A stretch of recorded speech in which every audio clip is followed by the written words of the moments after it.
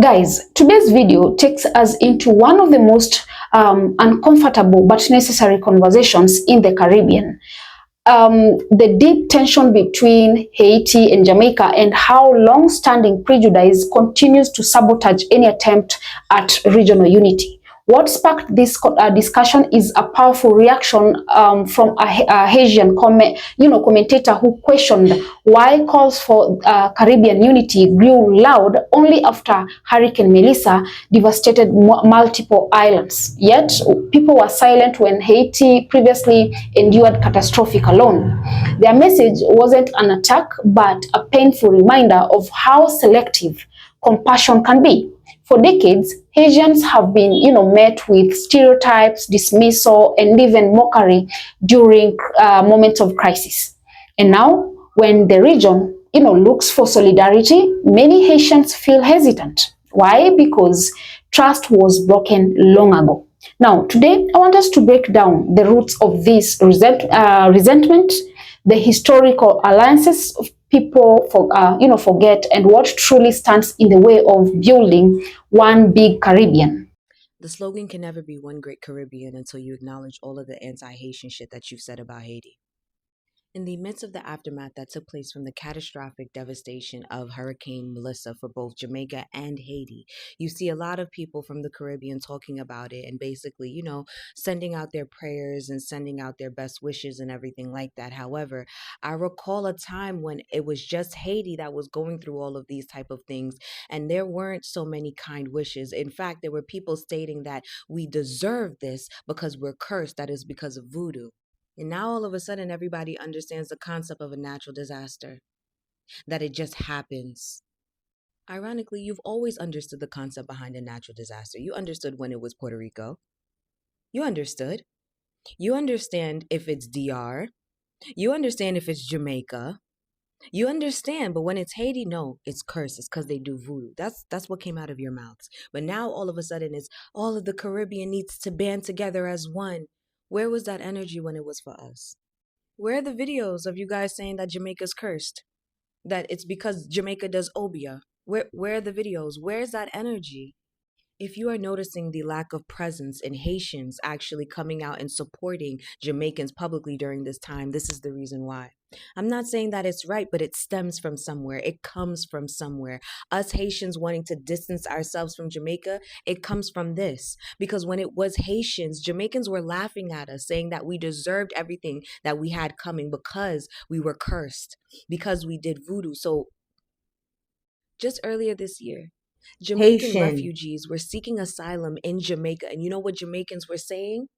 Get these Haitians out of our country. Get them out of our country. They're going to come over here and bring their gang stuff. They're going to come over here and bring their voodoo. Get them out of our country. That's what Jamaicans were saying. This is the country that is the closest in proximity to Haiti outside of DR. You understand? But this is what our brothers and sisters, this is what our cousins, this is what our neighbors were saying. So now when it comes to the whole, oh, we all need to band together, us Haitians are a little bit hesitant. We are.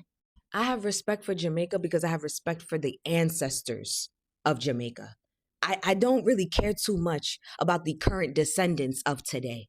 Outside of the people that I know that are exceptions to the rule, who have actually done the work to deconstruct that anti-Haitian rhetoric, that mindset, I don't really have much care for the current descendants of Jamaica today. The ancestors of Jamaica, however, they respected Haiti. They showed Haiti love. They showed Haitians love. They were true allies to Haitians. The Jamaicans of today, And what's even crazier to me is even though Haiti doesn't have much right now, we have the experience of being hit by catastrophic natural disasters, meaning we have the advice to be able to give to Jamaica right now. If only Jamaica actually worked on their part, on their end, in actually keeping the alliance that both of our ancestors worked so hard to establish. If the current Jamaicans of today didn't allow the colonizers, the British, to come in and just make them bad mind. If only. But here's the thing though.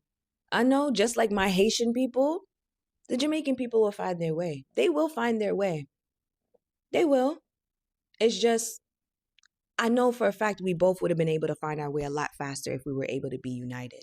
But until that mindset, that anti-Haitian xenophobia that you have that runs rampant in the country of Jamaica, until that actually dies, it's never going to happen. It's never going to be one big Caribbean, okay? So go ahead and just say, pray for Jamaica, because I know that's really what you want to say. You really just want to say, pray for Jamaica. So do that. It's okay. Haitian people will be fine, like we always are. Now, to understand the emotional weight behind this tension, we have to look deeper than just the headlines. Anyone familiar with Caribbean history knows that Haiti and Jamaica were once bound by shared struggles, shared victories, and genuine sense of respect. Jamaican ancestors admired Haiti's revolution, supported Haitian independence, and stood as alliances when colonial powers tried to isolate the first Black republic. But according to the Haitian voice we are discussing today, that ancestral unity hasn't been reflected in modern attitudes. Instead of Haitians, they have faced a very difficult reality, ridiculed during natural disasters, harmful cultural stereotypes, and xenophobic reactions when refugees arrive rather seeking safety. When Jamaican communities expressed fear that Haitian asylum seekers would bring crime or unwanted spiritual practices, it reinforced an old wound, one that many Haitians have carried quietly for years. Now, with both nations facing the wrath of Hurricane Melissa, the call for unity feels complicated. Haitians want solidarity, but they also want acknowledgement. They want healing, and they want the region to, confront the prejudice that has been ignored for too long. Now, let's expand on the heart of this conversation. Why anti-Haitian rhetoric, creates an emotional barrier that blocks any meaningful path toward Caribbean unity. First, there is the issue of selective empathy. When natural disasters hit countries like Puerto Rico, the Dominican Republic, or Jamaica, the regional response usually focuses on compassion, prayers, and recognition that, these things simply happen. But when Haiti suffers identical devastation, the tone often shifts. Instead of sympathy, Haitians have historically been told, directly or indirectly, that their suffering is deserved, or that their cultural identity is to blame. To be blamed for your own suffering is one of the deepest forms of dehumanization. It strips away empathy and replaces it with condemnation. Second, we must acknowledge the breakdown of trust that results from this pattern. This isn't something people, owe. It's something that grows through reciprocity. For many Haitians, when they cried out during their darkest moments, they experienced ridicule instead of help. And years later, when calls for unity, surface only because other nations are now hurting too, it can feel less like solidarity and more like convenience. This is not about hatred. It's about emotional self-protection. The Haitian speaker emphasized a key idea. Unity cannot exist without accountability. Before the region can come together, people must face an uncomfortable truth that anti-Haitian prejudice is not a myth. It's a lived experience that continues today. We also need to consider recent events, especially the refugee crisis. Earlier this year, Haitian asylum seekers arrived in Jamaica, and instead of compassion, many faced public and fear rejection. Citizens called for their removal and expressed worries about cultural influence and crime. Whether or not these fears were widespread across the population, they were loud enough to be heard by Haitians worldwide. And those moments matters. They leave scars. These scars make it difficult to ask Haitians to immediately stand shoulder to shoulder with nations that once pushed them away. But here's the part people often forget. Haiti has always played a crucial role in the Caribbean's collective resistance and progress.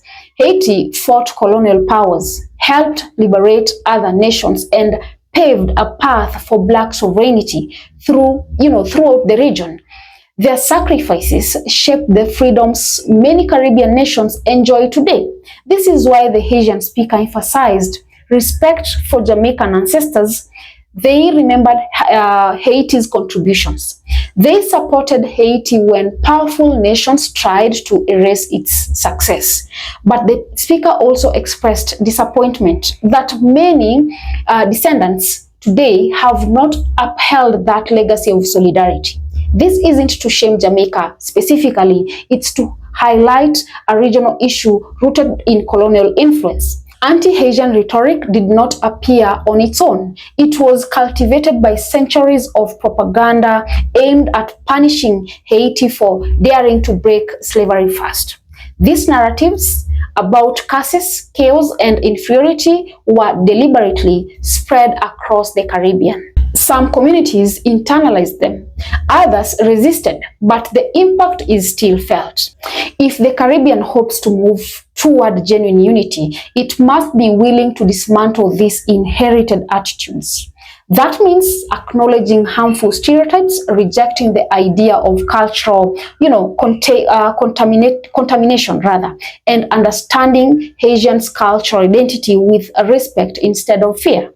Unity demands maturity. It demands vulnerability, and most importantly, it demands honesty. So where do we go from here, guys? The first step is listening, not defensively, not dismissively, just listening. When Haitians say they feel hurt, we must take that seriously, not treat it as an attack. The second step is reflection. Each community needs to ask itself, how have we contributed to this divide? What biases have we absorbed from local history? And what do we need to unlearn to move forward? Third step is action. True unity isn't a slogan, it's a commitment. If the Caribbean wants to be stronger together, then every nation must be willing to confront its prejudices, uplift one another, and rebuild the trust that was lost.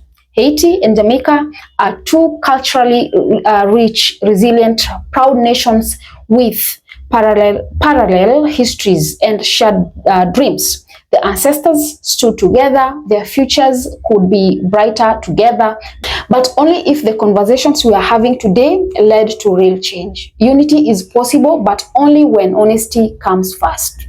Guys, drop a comment below, let me know what are your thoughts. Also, remember to subscribe, like, and share as well. And until next time, bye-bye.